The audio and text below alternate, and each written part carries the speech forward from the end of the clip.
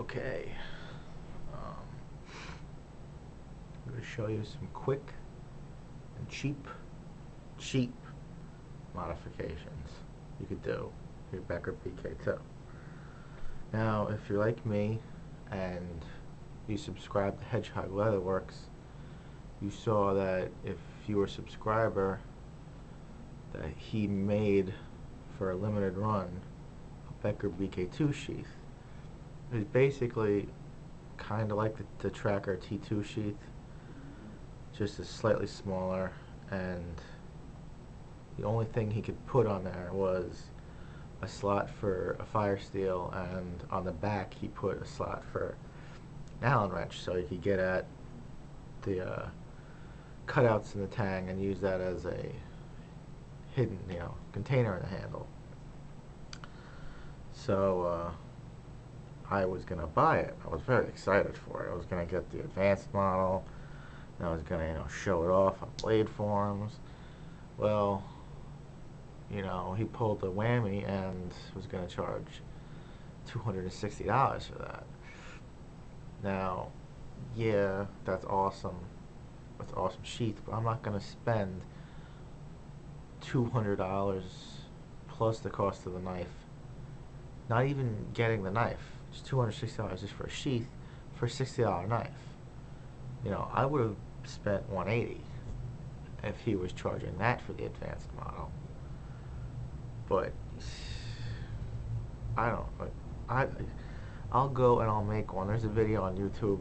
Type in custom Becker BK-2 sheath, and you'll learn how to do the entire thing. Anyway, so after that, I was like, F this. I'll just, modify my sheath to horizontal carry, and that's what I did. I think it came out okay. It's a little loose, but, I could fix that. You just slap it right there. It's like, how you do. Don't mess with me, I got a knife right here. Anyway, let me show you what I did. You just keep going back and forth, back and forth. And then when you get to the amount of loops you want, you take it, bring it down under itself to raise it up a little so the belt could slide in easily. And then Dave Canterbury showed some modifications he made to his Gerber machete sheath, and he used Ranger Band to create a pocket for a fire steel and a whistle. And he probably has the same fire steel and the same, well, probably not the same fire steel anymore, but he has the same whistle, which is Tops whistle, and I have a Tops fire steel. So I like that because it has magnesium rods on there too, and those burn at like 5,000 degrees. So some quick, cheap things you could do with the sheath. I stepped up here because I don't have a giant belt that size, so this creates a nice slot for a belt.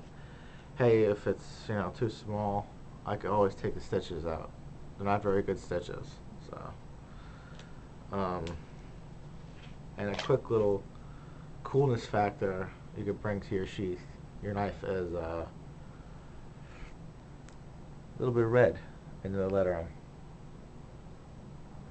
And then if you notice, I gotta cut this down because it's rubbing up on top. So that's it. I'm not, ready to spend $200 on a sheath for a knife, and I'm not ready to spend almost $200 on custom scales for this knife. So I could make that sheath myself, and I can make those scales myself. There's videos on YouTube. I can't remember who did it, but you just type in custom Becker BK-2 and it comes up with his videos. Now, I think I found a place that's gonna make scales for me for under 100, so that'll be worth it because I don't want to work a Cocobolo. I'm not ready to work a Cocobolo. I hear it splinters real easy. I was gonna have custom Cocobolo scales with green liners made for this, and I think that would look real nice. So think about it.